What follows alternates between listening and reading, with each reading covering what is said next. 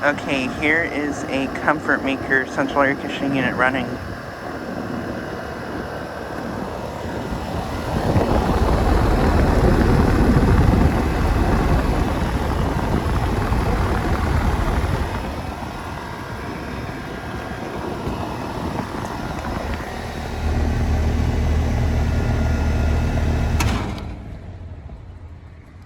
It's a 1.5 ton from 2004, and it just turned off.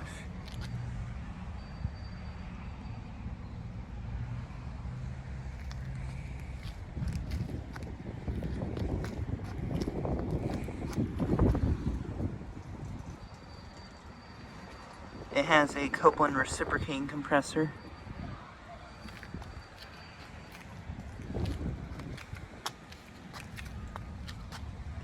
And it has a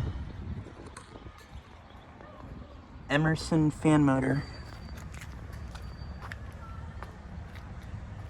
But yeah, I am currently at a commercial place, or a little commercial complex with a bunch of these Comfortmaker units, and I have not checked out this place for quite a while. I don't think I've checked out these units since the beginning of my channel, actually.